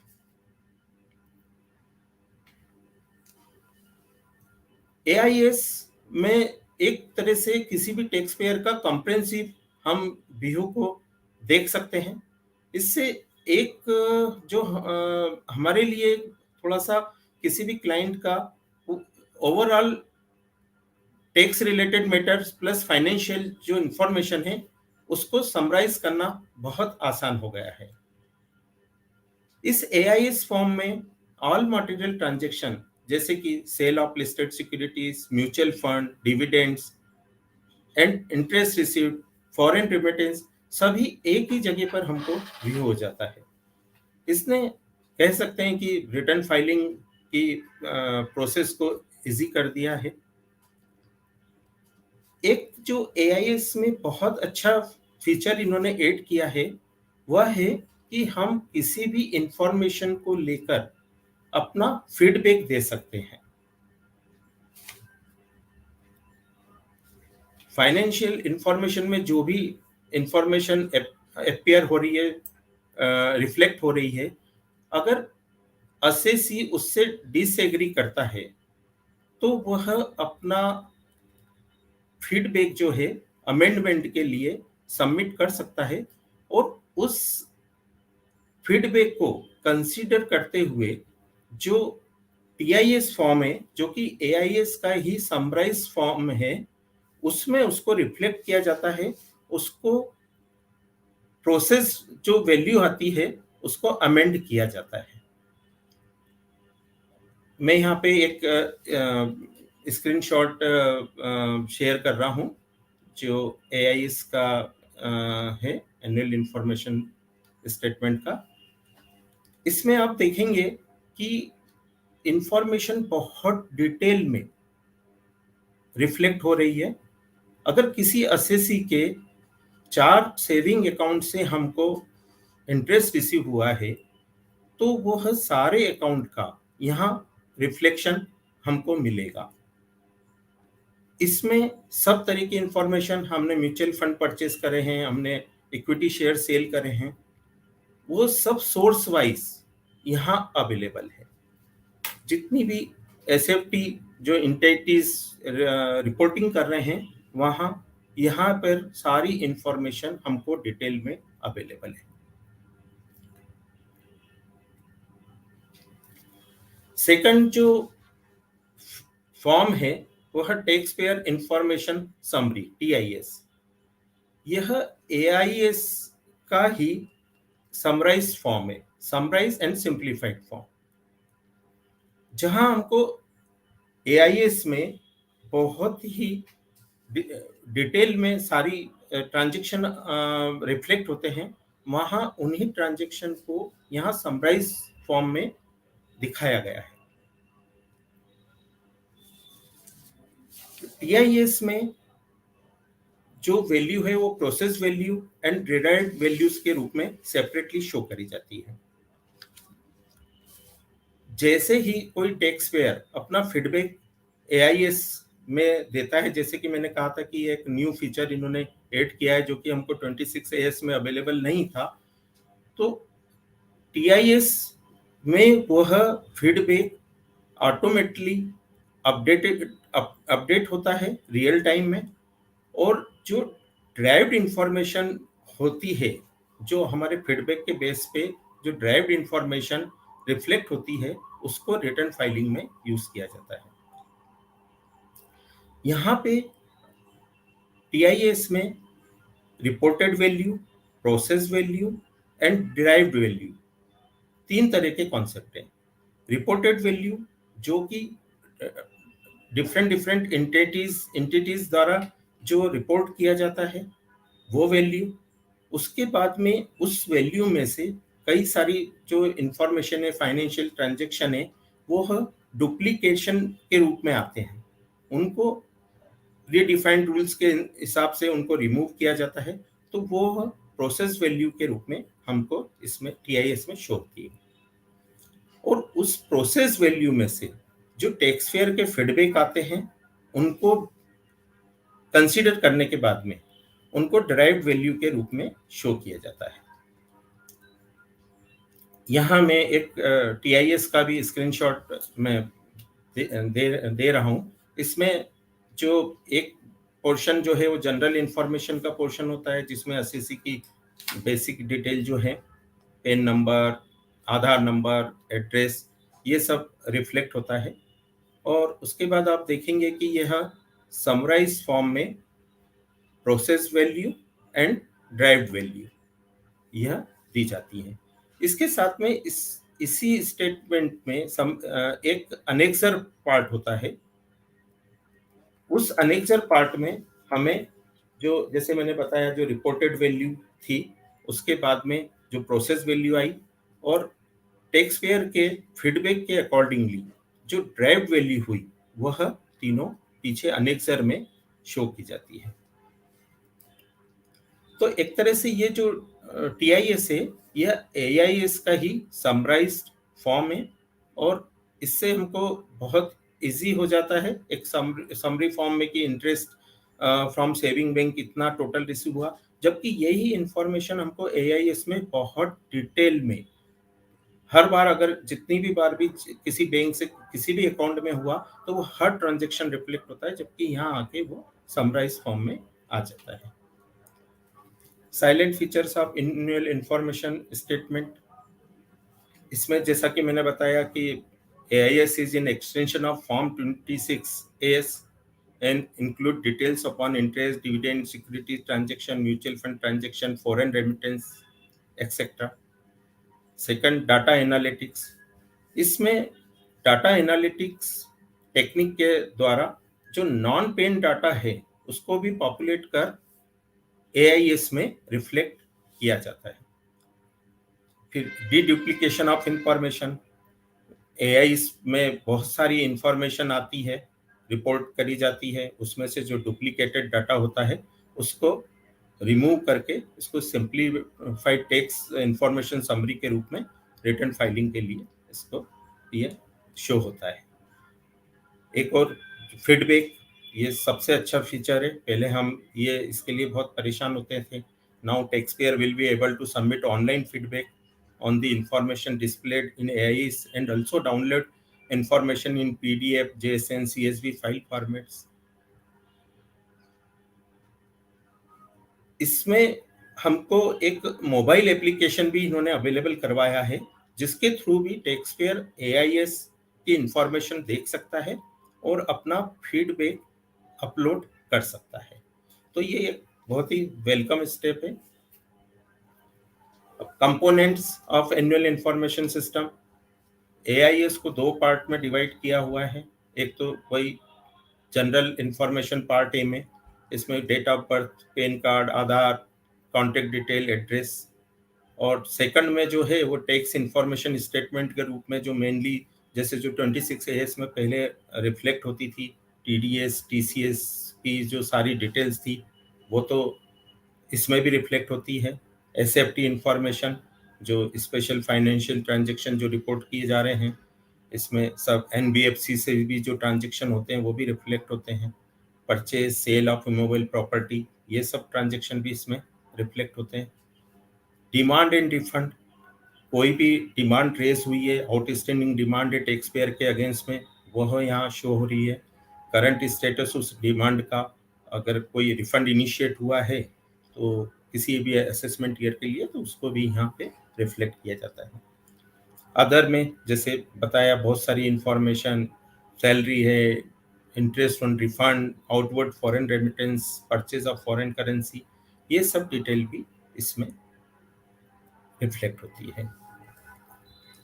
हमें रिटर्न फाइलिंग के पहले बिल्कुल 31 दिसंबर आ रहा है लास्ट डेट जो अभी तक जो है, तो रिटर्न फाइलिंग के पहले हमें AIS एनुअल इंफॉर्मेशन स्टेटमेंट और tax payer information summary form 20H तीनों को डाउनलोड करना है।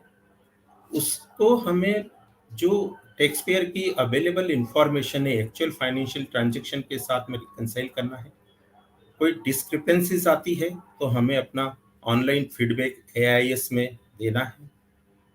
ये देखना है कि सारी इंफॉर्मेशन एक्यूरेट एंड कंप्लीट है। कहीं पे रिटर्न ऑलरेडी फाइल हो चुका है और हमें लगता है कि कोई जो मटेरियल इंफॉर्मेशन जो है वह रह गई है, तो हमें उसमें इस रिटर्न को रिवाइज करके वो करेक्ट इंफॉर्मेशन अपलोड करनी है।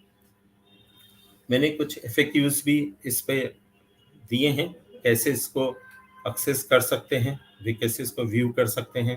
तो वही incometax.gov.in पे हमको जाना है, सर्विस टैब में जाके एनुअल इंफॉर्मेशन स्टेटमेंट में हमको लॉगिन करना है। वहाँ से इसके कंप्लायंस पोर्टल के थ्रू इसके होम पेज पे हम जाएंगे और वहाँ पे जाके रेलेवेंट फाइनेंशियल ईयर सिलेक्ट करना है और एनुअल इंफॉर्मेशन हमको डाउनलोड करना है। इसमें डाउनलोड करते वक्त इसमें अगर हम PDF में डाउनलोड करते हैं तो ये पासवर्ड प्रोटेक्टेड होता है। इसका पासवर्ड होता है PAN number and date of birth या date of formation, date of incorporation, है ना, डेट मंथ एंड ईयर के उसमें सब अपर केस में, तो उसके थ्रू हम ये PDF डाउनलोड कर सकते हैं। Next, in what all formats can I download my AIS? AIS is available for download by taxpayer in the PDF and JSON formats. ये क्या क्या इंफॉर्मेशन अवेलेबल है तो मैंने बताई, इसमें करीब 50 हेड्स अभी में इंफॉर्मेशन अवेलेबल है।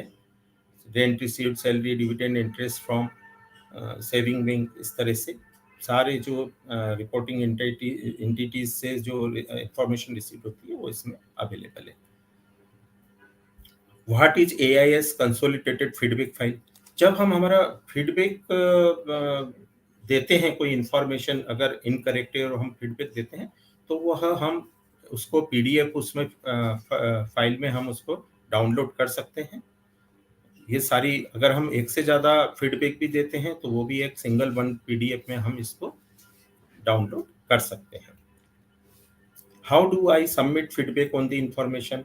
फीडबैक करने के लिए जो भी रेलिवेंट इंफॉर्मेशन है, ASFT इंफॉर्मेशन है, उसके सामने एक कॉलम होता है, उसमें ऑप्शनल बटन पे हम क्लिक करके और फीडबैक को ऐड, इस फीडबैक स्क्रीन करके आती है, उसमें हम वहाँ ऐड कर सकते हैं।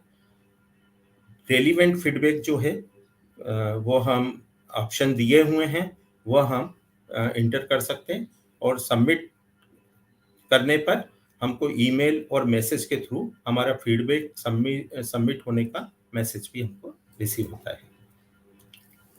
अब यहाँ हमको बहुत सारे जो 6 फीडबैक जो ऑप्शन है वो अवेलेबल हैं। तो ये इस तरह से हैं।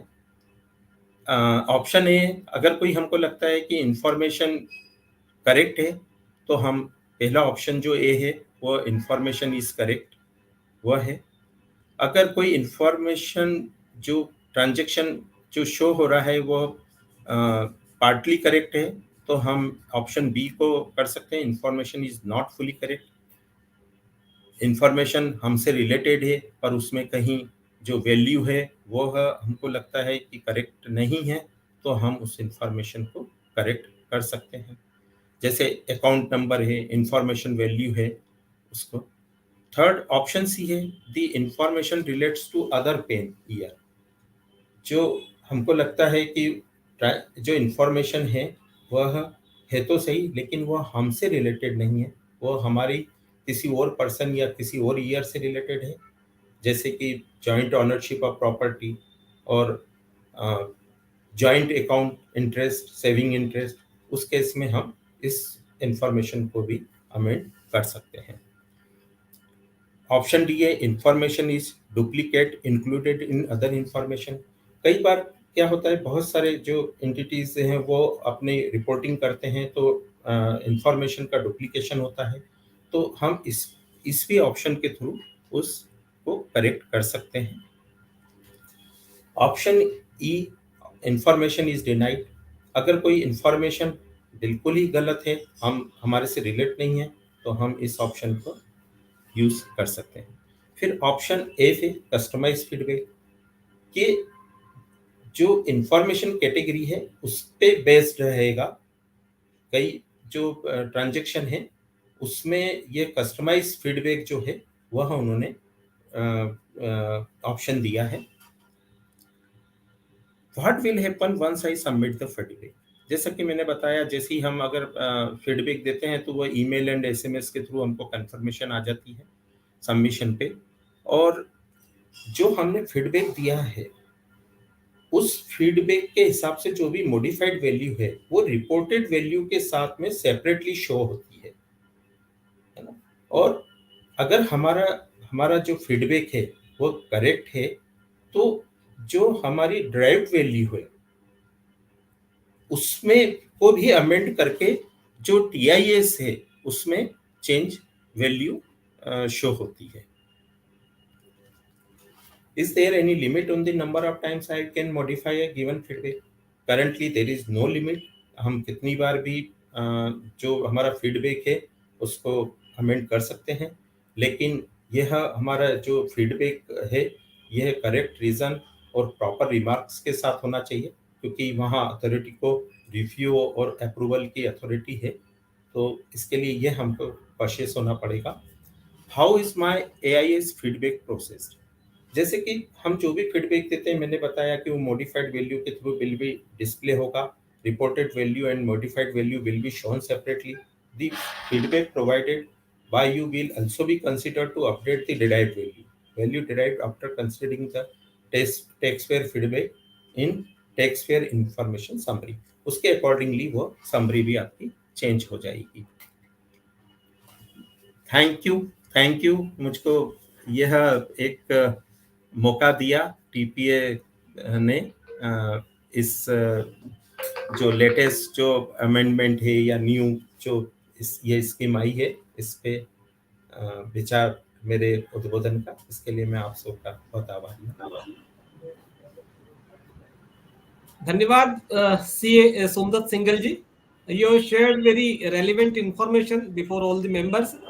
और रिटर्न फाइलिंग का चूंकि समय चल रहा है और एआईएस टीआईएस को हमें ध्यान रखना बहुत जरूरी है, तो ये बड़ा रिलेवेंट था और सभी के लिए एक अपडेशन था। यदि वो नहीं इसको टेली कर रहे हैं तो कृपया जरूर से टेली करें। सर, अब कुछ क्वेश्चंस आंसर्स हैं 3CD फॉर्म से संबंधित, 3CA फॉर्म से संबंधित। बहुत सारे क्वेश्चंस तो आपने अपने डेलिब्रेशन में डेल्ट कर लिए। आपका जो उद्बोधन था उसमें बहुत सारे इश्यूज को, जो क्वेश्चंस थे उसको टच कर चुके आप। अब मैं केवल उन्हीं क्वेश्चंस की ओर चलूंगा सर कि जो एडिशनल क्वेश्चंस है। सर, एक सबसे पहला क्वेश्चन आता है क्लास 8 जो 3CD का है, वो कहता है कि कौन से सेक्शन एप्लीकेबल होगी। इस पे आपने प्रकाश डाला था अपने उद्बोधन में, लेकिन एक समस्या यह आती है कि 1 करोड़ से 2 करोड़ के बीच के टर्नओवर वाले एसएससी बहुत सी बार कंफ्यूज रहते हैं, प्रोफेशनल्स भी, कि साहब इसमें कौन सा क्लास सिलेक्ट करना है, क्योंकि 44AB में बहुत सारे क्लास है A B C D और उनको हमको प्रॉपरली सिलेक्ट करना पड़ता है। तो इसमें 1 करोड़ से 2 करोड़ के बीच के एसएससी है, उनके लिए सर किस क्लास के अंतर्गत ऑडिट होगा, ये क्वेश्चन है सर। देखिए, एक तो जो मैंने आपसे मेरे डिस्कशन में कहा था कि इन जो कंपनी एसएससीज हैं या जहाँ पे दूसरे लॉ के अंतर्गत ऑडिट हो रहा है, एलएलपीज है, उसमें वो थर्ड प्रोविजो में होगा। बाकी जो क्लॉज 1 में ही आएगा, जहाँ तक मुझे ध्यान में है।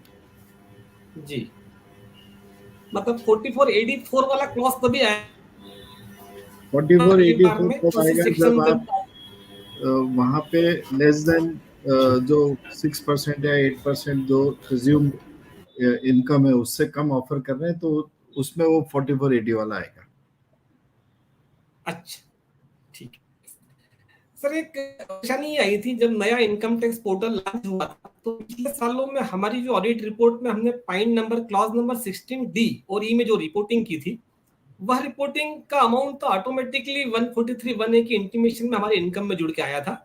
बाद में जब हमने उसका रेक्टिफिकेशन किया तब वो सॉल्व भी हो गई। तो एक क्वेश्चन ये उठता है कि इस पॉइंट के अंतर्गत कौन सी रिसीट्स, कौन से अमाउंट ऑफ इनकम को हमें शो करना है, या तो सभी को करना है या केवल बिजनेस से रिलेटेड जो कैपिटल रिसीट से है या अदर इनकम से है? देखिए, जो एडिशंस हो रहे हैं उसमें प्राइमा फेसी एडजस्टमेंट्स 143(1) में करने से पहले वो एक इंटीमेशन भेजते हैं जिसका 30 दिन के अंदर एसएससी को जवाब देना है। कई बार ये होता है कि एसएससी टाइमली उस पर रिस्पॉन्ड नहीं कर पा रहा है, वहीं ये एडजस्टमेंट्स हो रहे हैं, और फिर आपको या तो 154 अप्लाई करना है या फिर अपील भी फाइल करनी है, जो भी जैसा भी आपकी जो भी आपको सुटेबल हो। बट जो रिपोर्टिंग है, आपको जो टैक्स ऑडिटर रिपोर्ट कर रहा है उससे डायरेक्टली इंटीमेशन में नहीं आता है। एक 30 डेज का टाइम एसएससी को मिलता है उसके लिए। तो सर इस पॉइंट के अंतर्गत जो रिपोर्टिंग है वो केवल बिजनेस से रिलेटेड रिसीट्स या कैपिटल रिसीट्स आएगी, या interest on PPF, agriculture income इत्यादि यदि हमने कैपिटल अकाउंट में लिखे हैं तो उनको भी यहाँ पर रिपोर्ट करना चाहिए? कैपिटल रिसीट्स का जो कॉलम है टैक्स ऑडिट रिपोर्ट में, उसमें वो सब कैपिटल रिसीट्स आएंगी जो पीएनडल में क्रेडिट नहीं हुई है। तो जो जो आपने टैक्स फ्री इनकम है या टैक्स फ्री इनकम या जो भी आपकी कैपिटल रिसीट्स है, जैसे कोई कॉम्पनसेशन है या इस टाइप की जो भी है, वो आप वहां पे करेंगे कैपिटल रिसीट्स में, और वो टैक्सेबल यानी वो item not credited to P and L में आएगा। सर नेक्स्ट क्वेश्चन आता है कि टीडीएस की रिस्पॉन्सिबिलिटी जिस पर्सन की है, टीडीएस नहीं काटने पर 40A के अंतर्गत डिसअलाउंस किया जाता है। यदि किसी कैपिटल एक्सपेंडिचर के संबंध में जो कि डेप्रिशिएबल फिक्स्ड असेट्स के रूप में बैलेंस शीट में शोन है, उसमें टीडीएस नहीं काटा गया है किसी एसएससी के द्वारा, तो क्या पॉइंट नंबर 21 में इसकी रिपोर्टिंग की जाएगी सर? क्योंकि 40A is related to disallowance of the expenditure where TDS has not been deducted. Deepak ji, very fine question, I must appreciate, आपने ये बहुत अच्छा प्रश्न पूछा है। Section 40 is notwithstanding anything contained in section 30 to 38 and therefore 32 is also covered. तो जहाँ पे any amount capital asset on which tax is required to be deducted and not deducted, मान लीजिए आप कोई प्लांट एंड मशीनरी खरीदी और उस पर इंस्टॉलेशन चार्जेस दे रहे हैं, कॉन्ट्रैक्टर्स को पेमेंट कर रहे हैं, 194C का पेमेंट है या 194J में टीडीएस करना है और आपने नहीं करा है, so that amount is being capitalized to the cost of the asset. लेकिन जो सेक्शन 43 है which defines the cost of the asset, वहां पे जैसे 10,000 रुपीज से ऊपर का कैश पेमेंट करते हैं तो there is a proviso which makes that disallowance, कि कैश पेमेंट करा तो वो कॉस्ट ऑफ द एसेट में ऐड नहीं होगा। Similar provision is not there for any amount on which tax is not deducted, and therefore cost of the asset as defined under section 43 does not give effect to any amount on which tax was required to be deducted but not so deducted. Basis that, in my view, it is not required to be reported in clause 21. Okay sir, means जो depreciation वाला portion है sir, उसके ऊपर कोई disallowance का metre नहीं बनेगा? नहीं बनना चाहिए। There is no direct decision on this point, but in my view, it should not be disallowable. Although section 40 starts with notwithstanding anything from 30 to 38, so it covers 32 Yes. also. And Yes, yes, if it covers 32, then we need to see whether it is still required to be disallowed in terms of section 32. But because no adjustment is made in section 43, which defines the cost of the asset, and therefore one view would can be taken that it is not disallowable, depreciation will not be required to be disallowed. अगर depreciation disallow होता है तो then the working will have to be done every year. जैसे मान लीजिए आज 1 करोड़ की machine है और उसमें 10 लाख का कॉन्ट्रैक्टर पेमेंट है जिसपे आपने टीडीएस नहीं कराया, then under 194C that 10 lakhs rupees पे आप 15% डिप्रिसिएशन इस साल डिसअलाउ करा, फिर रिटर्न ऑन वैल्यू 8.5 लाख रही, फिर उसके ऊपर आप नेक्स्ट ईयर भी डिसअलाउ करेंगे 30% अंडर 40A1A। और मान लीजिए इस साल वो कैपिटल वर्क इन प्रोग्रेस में है, आपने कॉन्ट्रैक्टर को पेमेंट करा and it is not capitalised, that asset is as capital work in progress, तो डिप्रिसिएशन आप नेक्स्ट ईयर चार्ज करेंगे। तो आई बिल्कुल। Think it will not be a workable proposition to say that section 32 depreciation will also be adjusted because of 40A1A, particularly in view of the fact that 43 is not amended. Yes sir. Sir एक और question है sir, बड़ा basic सा question है sir, और बहुत सी बार हम इस समस्या का सामना भी करते हैं। प्रोप्राइटर्स कैपिटल जो बिजनेस रहते हैं उसमें बहुत सी बार पर्सनल सेट ऑफ बुक्स अलग रहता है और बिजनेस का बुक सेट अलग रहता है। बहुत सी बार पर्सनल सेट से बिजनेस सेट्स में फ्रेश कैपिटल इंट्रोड्यूस की जाती है और वो कैपिटल इंट्रोड्यूस के रूप में कैपिटल अकाउंट में हम क्रेडिट करते हैं। तो क्या फॉर्म नंबर 3CD या 3CB में कहीं इसका डिस्क्लोजर करने की आवश्यकता है सर? क्योंकि यह कोई कैपिटल रिसीट नहीं है, क्योंकि पर्सन की एक पॉकेट से एक सेट ऑफ बुक्स से दूसरे सेट ऑफ बुक्स में जा रहा है, तो इट इज रिसीट तो नहीं है, फिर इसे कहाँ हम बताएं या बताना कोई आवश्यक है ही नहीं। मेरे ख्याल से इसको बताने की आवश्यकता नहीं है। जैसे कंपनी में भी अगर शेयर कैपिटल आई तो share capital is not required to be disclosed in clause 16 कि item not credited to P&L on account of capital receipt, हम शेयर कैपिटल का भी डिस्क्लोजर नहीं करते। वैसे ही प्रोप्राइटर के केस में जहाँ कैपिटल इंट्रोडक्शन बिजनेस बुक्स में बता रहे हैं, तो मेरे ख्याल से इसका अलग से डिस्क्लोजर की आवश्यकता नहीं है। लेकिन दीपक जी, आपका प्रश्न एक और इसका पहलू है कि जहां हम प्रोप्राइटर्स के टैक्स ऑडिट कर रहे हैं, वहां पे कई एक ऐसी रिक्वायरमेंट्स हैं जो 3CD में कवर्ड है, which are in his personal books and not in the business books. जैसे मान लीजिए आप किसी डॉक्टर का ऑडिट कर रहे हैं और जो LIC और ATC के डिडक्शंस है वो सेविंग अकाउंट से उसने अलग से पेमेंट कराए।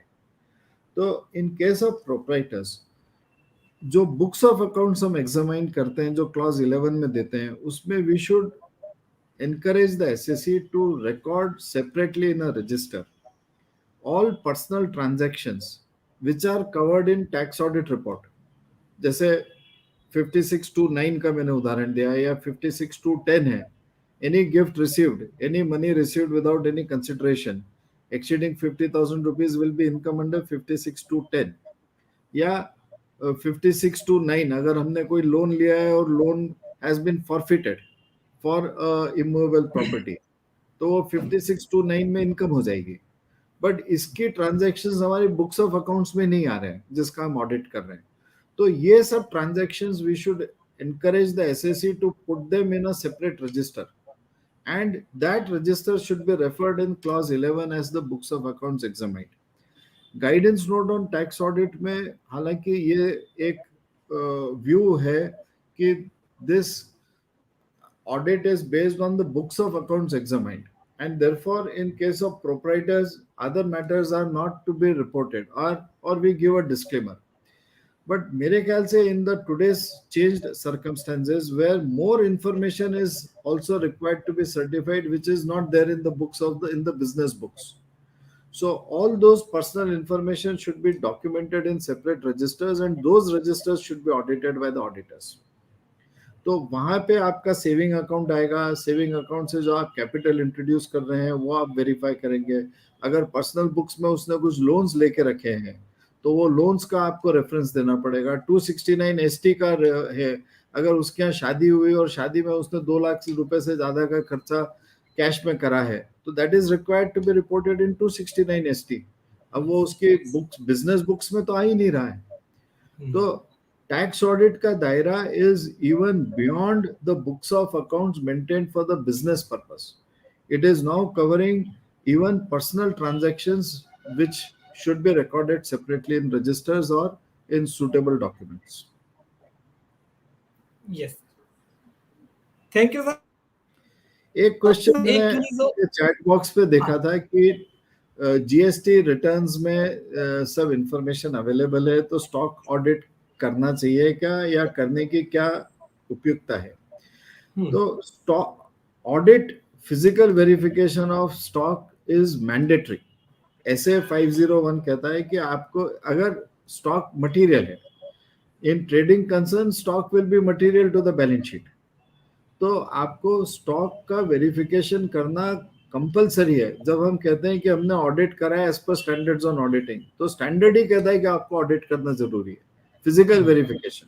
और अगर आप फिजिकली वेरीफाई नहीं कर पा रहे हैं, मान लीजिए हमारा अपॉइंटमेंट ही मार्च के बाद हुआ है, तो हमें किसी दूसरे दिन ऑडिट करना है, फिजिकली वेरीफाई करना है, and we have to do a roll back procedure कि आज मैंने मान लीजिए 15 दिसंबर को वेरिफिकेशन करा है, तो 15 दिसंबर 31 मार्च से 15 दिसंबर तक कितने परचेजेस सेल्स हुए, उनका एडजस्टमेंट करके मुझे 31 मार्च का स्टॉक निकालना है.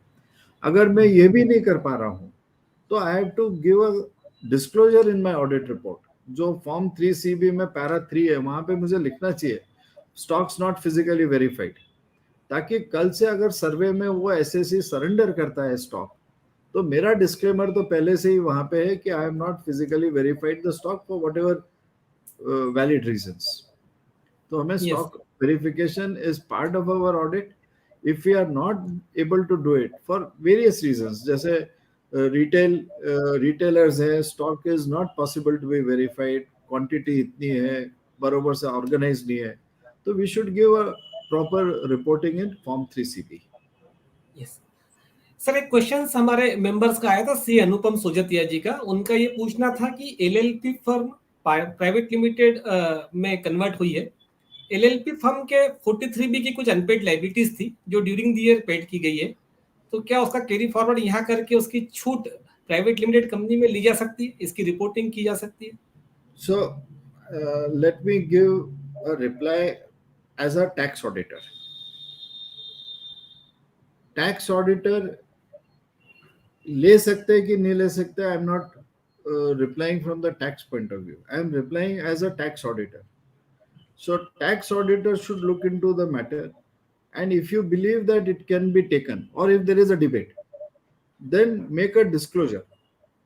If the liability is being adjusted, and most likely it should be, agar the LLP is converted into a company, or company is converted into LLP, or a firm is converted into LLP, and the requirements given in section 47 have been complied with, then subject to the specific provisions, these will be allowed to be set off. But if, as there is no specific provision in section 43B or any other enabling provision, and it is basis our income tax knowledge that we are saying it is allowable, then as a tax auditor, we should make a suitable disclosure. And this is not my opinion, this is the opinion of the SSE. Let us not put SSE's opinion as the opinion of the tax auditor. We should not make that mistake.